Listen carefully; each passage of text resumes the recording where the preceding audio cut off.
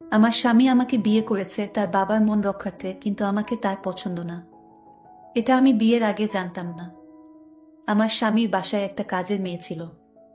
আমার স্বামী আমার হাতের চা খেত না। সবসময় কাজের মেয়ের হাতে তৈরি করা চা খেত।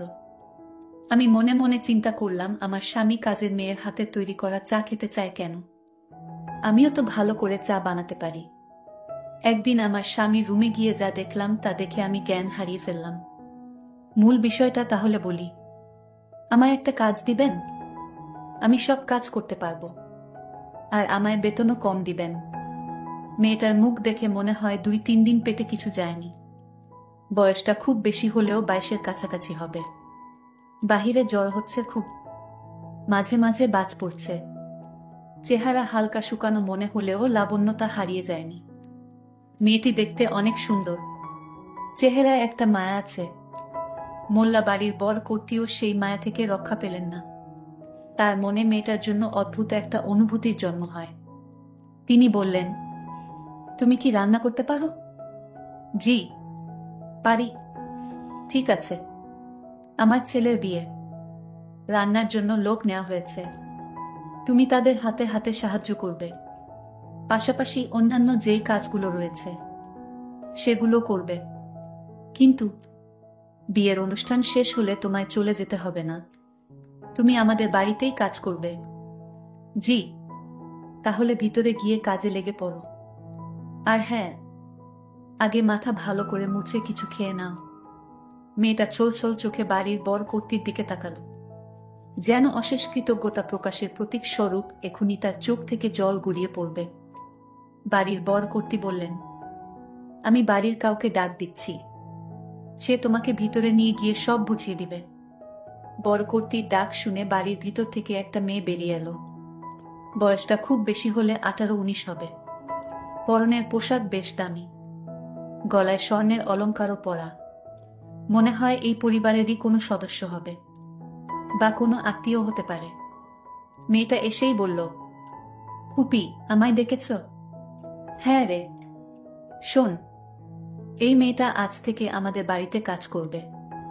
ওকে ভিতরে নিয়ে গিয়ে আগে কিছু খাওয়াবি, তারপর কাজগুলো বুঝিয়ে দিবি। ঠিক আছে ফুপি। মেয়েটা বাড়ির ভিতরের দিকে গেল। বাড়ির বর কর্ত্রী এতক্ষণ লক্ষ্য করেননি, কিন্তু এবার তিনি লক্ষ্য করলেন মেয়েটার চেহারাটা অনেক সুন্দর। শহরের সবচেয়ে বড় বিজনেসম্যান হিসেবে যদি কারো নাম সবার আগে আসে, তাহলে নিঃসন্দেহে তিনি হলেন মোহাম্মদ কাশেম মোল্লা, আর তার স্ত্রী হলেন আফসানা বেগম। মোল্লা বাড়ির বরকর্তা হলেন মোহাম্মদ কাশেম মোল্লা এবং বরকর্ত্রী হলেন আফসানা বেগম। শহরের মাঝখানে 3 তলা বিশিষ্ট বড় একটা বাড়ি আলো ঝলমল করছে। শান শওকত ও আভিজাত্যের ছোঁয়া পাওয়া রাজকীয় এই বাড়িতে বিয়ের আমেজ। বাড়ির একমাত্র ছেলে সোহাগ মোল্লার বিয়ে।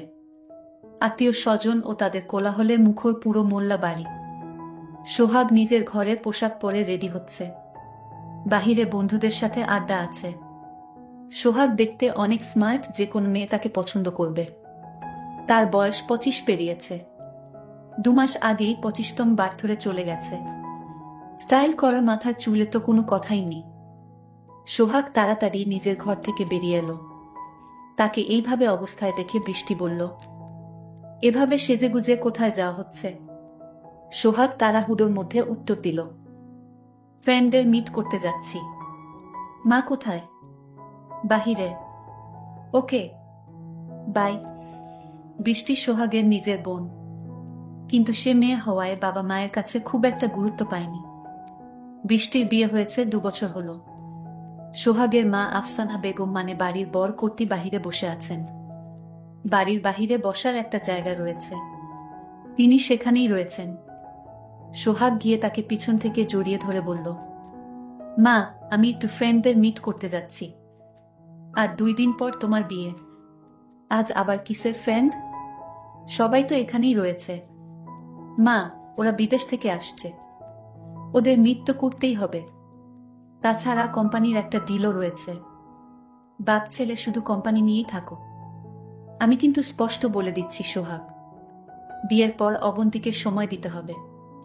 ওহ মা, তুমিও না, যাও, কিন্তু সাবধানে। সোহাগ গাড়ি নিয়ে বেরিয়ে গেল। আফসানা বেগম বসে থাকলেন। তিনি একাই রয়েছেন। এমনিতেই তিনি একা সময় কাটাতেই বেশি পছন্দ করেন। বাড়ির কর্তা কাশেম মোল্লা এখন অফিসে রয়েছেন।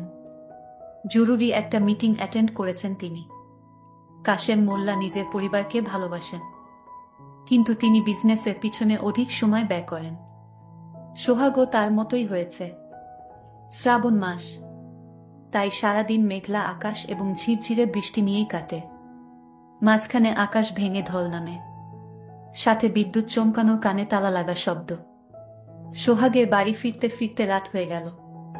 রাতে সে খাওয়া দাওয়া করবে না, কারণ বন্ধুদের সাথে ছিল। টুকিটাকি খাওয়া দাওয়া হয়েছে, রাতে কিছু কাজ করতে হবে। তাই সে দিয়াকে বলল কেউ যেন তার ঘরে 1 কাপ কফি পাঠিয়ে দেয়। দিয়া সোহাগের মামাতো বোন, অনার্স ফার্স্ট ইয়ারে পড়ে। ঘরে ঢুকতেই সোহাগের ফোনটা বেজে উঠল। সে ফোন রিসিভ করে কানে কথা বলতে বলতে এমন সময় হঠাৎ কফি হাতের মেয়েটাকে দেখে সোহাগ চমকে উঠে। মেয়েটা কফির কাপ হাতে সোহাগের ঘরে ঢোকে। সোহাগ মেয়েটার দিকে তাকিয়েই থমকে যায়। এই মেয়ে কে? এই মেয়েকে তো আমি আগে কখনো দেখিনি। মেয়েটা তো খুব সুন্দর। মেয়েটার চোখ দুটি এত সুন্দর কেন? আমি এই মেয়ের মুখখানা দেখে আমি এক অবাক দৃষ্টিতে চেয়ে রইলাম। মাশাল্লাহ, আল্লাহর কি অপরূপ সৃষ্টি! আমার কাছে মনে হচ্ছে পৃথিবীর সমস্ত সৌন্দর্য মেয়েটির চেহারার ভিতর দিয়ে দিয়েছে। আল্লাহ যেন নিজ হাতে তাকে তৈরি করেছেন। আমি তাকে দেখে আমার মুখ দিয়ে কোনো কথাই বের হচ্ছে না। কিন্তু এই মেয়ে কোথায় থেকে আসলো? এর আগে তো আমি কখনো তাকে দেখিনি। কে এই মেয়ে? ভাইজান, কফি ঠান্ডা হয়ে যাবে, দরুন কফি খান। আমি তার হাত থেকে কফিটা নিলাম এবং কফিটা খেয়ে নিলাম। অনেক স্বাদ হয়েছে কফি, তুমি তো দেখি ভালো কফি তৈরি করতে পারো। সোহাগ তার মাকে ডাক দিয়ে বললেন, মা, এই মেয়েটিকে আমি তো এর আগে এই মেয়েকে দেখিনি। বাবা, এই মেয়েটি একটি অচেনা মেয়ে, তার পরিচয় সম্পর্কে আমরা কিছুই জানি না। একদিন হঠাৎ করে আমাদের বাসায় ঢুকে বলতেছে আমাকে একটা কাজ দিবেন, আমি সব কাজ করতে পারবো। মেয়েটির কথা এবং তার অসহায় দেখে আমরা তাকে বাড়ির কাজের মেয়ে হিসেবে স্থান দিয়েছি। মা, তুমি খুব ভালো করেছো এই মেয়েটিকে জায়গা দিয়ে। ঠিক আছে বাবা, তুমি এখন চলো, তোমার জন্য সবাই ওয়াট করতেছে। তুমি এখনই বর সেজে যেতে হবে। ঠিক আছে মা, আমি রেডি হচ্ছি, তোমরা ওদের বলে দাও, তারপর আমি বিয়ে করে ফেলি। একদিন কাজের মেয়েটি বলল, ভাইজান, ভাবি অনেক সুন্দর, আপনি যেমন ভাবিও তেমন, আপনাদের দুজনকে খুব সুন্দর মানিয়েছে। কি বলছো তুমি? তুমি কি জানো এই বিয়েতে আমি রাজি ছিলাম না, শুধু আমার বাবার কথায় আমি রাজি হয়েছি। বাবার খুব ইচ্ছা ছিল তাকে বউ করে আনার, বাবার দিকে তাকিয়ে আমি বিয়ে করেছি। আচ্ছা, তোমার একটা কথা বলি, তোমার বাসা কোথায়? তোমার মা বাবা ভাই বোন তারা কোথায়? ভাইজান, আমি কিছুই জানি না। আমার ছোটবেলা থেকে বড় হয়েছি একটা অনাথ আশ্রমে। আমার জন্মের পর আমার মা বাবা কাউকে দেখিনি। আমার মা বাবা কোথায় থাকে, বেঁচে আছে কিনা মরে গেছে, তা আমি কিছুই জানি না। মেয়েটি এই কথা বলার সাথে সাথেই হাইমাও করে কান্না শুরু করে দিয়েছে। আমি বললাম, তুমি কাঁদছো কেন? মেয়েটির কান্না আমি কিছুতেই থামাতে পারছি না। মেয়েটিকে বললাম, তুমি কেঁদো না, তুমি এই বাড়িতে থাকবে, তোমার যখন যা প্রয়োজন হবে আমাকে বলবে, আমি এনে দিব, ঠিক আছে? এখন আর কেঁদো না। আচ্ছা, তোমার নামটা কি? যেহেতু তুমি এই বাড়িতে আছো সেহেতু তোমার নামটা জানা দরকার, তোমায় কি নামে ডাকবো? মেয়েটি বলল, দেখুন ভাইজান, আমার নাম অনাথ আশ্রমে সবাই মুমিনা ডাকতো। আচ্ছা ঠিক আছে, এখন থেকে তোমাকে মুমিনা ডাকবো। আচ্ছা যাও, এখন গিয়ে ঘুমাও। পরদিন সকালে দেখি ভাইজান ভাবির লগে কি নিয়ে যেন কথা কাটাকাটি করতেছে। আমি আড়াল থেকে শুনতে তাদের সব কথা শুনছিলাম। সোহাগ ভাইয়া বলতেছে, আমি তোমাকে বিয়ে করতে চাইনি, তোমার বাবা আর আমার বাবা আমাদের বিয়ে দিয়েছে। তুমি এসব কি বলছো? তার মানে তুমি আমায় পছন্দ করে বিয়ে করনি? না, আমি তোমাকে পছন্দ করে বিয়ে করিনি, আমার বাবার কারণে আমি তোমাকে বিয়ে করেছি। তাহলে তুমি আমায় বিয়ে করলে কেন? এখন আমার কি হবে? তোমার কি হবে তা আমি কিছুই জানি না। আমি ঘুমাতে গেলাম। এই বলে সোহাগ ভাইয়া তার রুমে ঘুমাতে গেল, আর ভাবি তার রুমে একা একা বসে কান্না করছে। আমি ভাবিকে জিজ্ঞেস করলাম, ভাবি তুমি কাঁদছো কেন? আর বলিস না, তোর সোহাগ ভাই নাকি আমায় পছন্দ করে বিয়ে করেনি, বিয়ে করেছে তার বাবার জবরদস্তিতে। এখন আমি এই বাড়িতে থেকে কি করব, যেখানে আমার স্বামীর মর্যাদা পাবো না? উঠতে বসতে নানান কথা বলবে, তা আমি কিছুতেই সহ্য করতে পারবো না। মমিনা, এখন আমি কি করব? ভাবি, আপনি কোনো চিন্তা করবেন না, সব ঠিক হইয়া যাইব। সোহাগের ডাক দিল, মমিনা তুমি আমার জন্য 1 কাপ চা বানিয়ে নিয়ে আসো। ঠিক আছে ভাবি, আমি যাই, ভাইজান চা বানিয়ে নিতে বলছে। ঠিক আছে যাও। নিজের বুকে রেখে কাজের মেয়েকে বলছে চা বানিয়ে নেওয়ার জন্য। হায়রে কপাল! কাজের মেয়েটি সোহাগের ঘরে চা নিয়ে গেল। ধন্যবাদ, বসো এখানে। মমিনা, তুমি জানো তুমি কতটা সুন্দর? তোমাকে আল্লাহ যেন তোমায় নিজ হাতে তৈরি করেছে। কি যে বলেন ভাইজান, আমার থেকে ভাবি কত সুন্দর। দূর, ওর কথা বলো না, ওকে আমার ভালো লাগে না। ভাইজান আমি যাই। কই যাইবা? আর কিছুক্ষণ বস। তোমাকে একটা কথা বলতে চাই। কি কথা ভাইজান? এই মুহূর্তে ডাক পড়ল, কাজের মেয়েটি কোথায় গেল? মা ডাকছে আমায়, আমি যাই।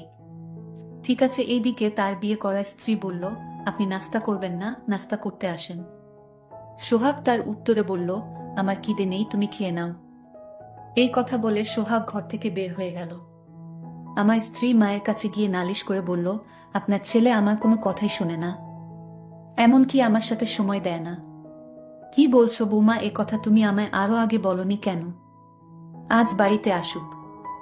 রাতে যখন সোহাগ ঘরে আসলো তখন তার মা জিজ্ঞেস করলেন, বৌমার কোনো কথা রাখো না কেন? বৌমাকে তোমার পছন্দ হয়নি?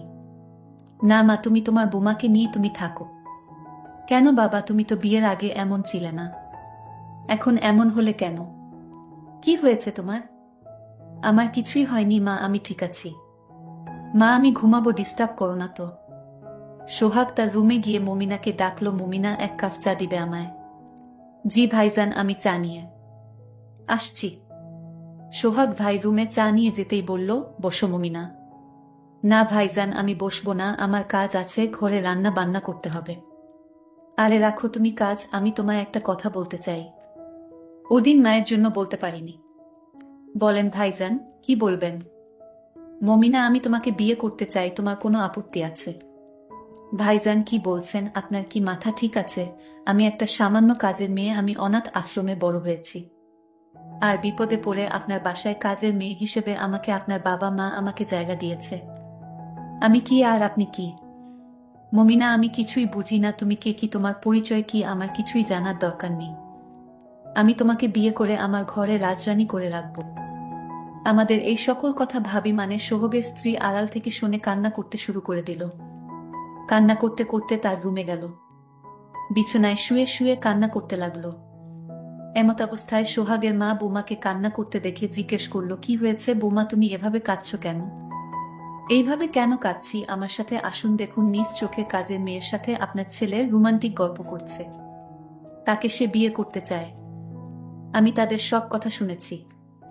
সোহাগের মা রাগান্বিত হয়ে ডাক দিল, এই মেয়ে, কাজের মেয়ে, আমি তোকে আমার বাড়িতে জায়গা দিয়ে কি ভুল করেছি? তুই আমার ছেলের সাথে গল্প করার জন্য এখানে এনেছি? আমার ছেলেকে বিয়ে করার স্বপ্ন দেখছিস? না মা, আমি আপনার ছেলেকে বিয়ে করতে চাইনি, আপনার ছেলে আমাকে বিয়ে করতে চায়। এই কথা বলতেই সোহাগের মা আমাকে একটা থাপ্পড় মেরে বলে, বের হ আমার বাড়ি থেকে। সোহাগ তখন বলল, মা, মমিনা এই বাড়িতেই থাকবে। মমিনাকে আমি ভালোবাসি মা, আমি তাকে বিয়ে করে এই বাড়িতে রাখতে চাই। আমি তা কিছুতেই হতে দিব না, আমি বেঁচে থাকতে। মা চুপ, তুই আমাকে মা বলে ডাকবি না। মায়ের কথা শুনে সোহাগ স্তব্ধ হয়ে গেল। ঠিক আছে মা, আমি এই বাড়িতে থাকবো না। মমিনা বলল, ভাইজান আমার জন্য আপনি এই বাড়িতে থাকবেন না কেন? আপনি থাকেন, আমি বাড়ি থেকে চলে যাচ্ছি। না মমিনা, তুমি থাকো। এই বলে সোহাগ চলে গেল। এই দিন সোহাগ রাতে বাড়িতে ফিরেনি। মা তার বৌমার রুমে গিয়ে বলল, সোহাগ আসছে। না মা, সোহাগ তো এখনো ফিরেনি। মমিনাকে ডাক দিয়ে বলল, সোহাগ কোথায়? আমি তো জানি না মা। পরের দিন সকালে লোকে বলাবলি করতে লাগলো, এটা কে মাটিতে পড়ে রইল? কাছে গিয়ে দেখে, হায় হায়, এটাতে মোল্লার ছেলে সোহাগ। ও এভাবে মাটিতে পড়ে রইল কেন? কাছে গিয়ে দেখে সোহাগ দুনিয়াতে নেই, ময়রা পইরা রয়েছে। আর তার হাতের মুঠোতে একটা চিঠি দেখতে পেল। লোকজন সোহাগকে নিয়ে বাড়ির সামনে রাখল। সোহাগের মা কোথায়? আপনি, আপনার ছেলে মইরা গেছে। সোহাগের মা দৌড়ে এসে সোহাগের মুখটা দেখে মা জ্ঞান হারিয়ে ফেলল। একটা লোক বলল, ওনার স্ত্রী কোথায়? ওনাকে ডাক দেন তো। সোহাগের স্ত্রী কান্না করতে করতে আসলো। লোকটি তার হাতে চিঠি দিয়ে বলল, মৃত অবস্থায় তার হাতে আমরা এই চিঠি পেলাম। চিঠিটা খুলে দেখলো চিঠিতে লেখা, মা, আমাকে ক্ষমা করে দিও, আমি তোমাকে কষ্ট দিতে চাইনি। আর আমি যেদিন কাজের মেয়েটিকে দেখেছিলাম সেদিন থেকেই ভেবেছিলাম তাকে আমার করে নিব, কিন্তু তা আমার কপালে নেই। মা, তোমার কাছে একটা অনুরোধ, মমিনাকে একটা ভালো ছেলে দেখে বিয়ে দিয়ে দিও, তাহলে আমার আত্মা শান্তি পাবে। মায়ের জ্ঞান ফিরতেই তার স্ত্রী মায়ের হাতে চিঠিটা ধরিয়ে দিল। মা চিঠিটা পড়ে কান্না করতে করতে বলল, বাবা, তুই আমার উপর অভিমান করে চলে গেলে। প্রিয় দর্শক বন্ধুরা, তোমাদের সকলের উদ্দেশ্য করে বলতে চাই, তোমরা সোহাগের মতো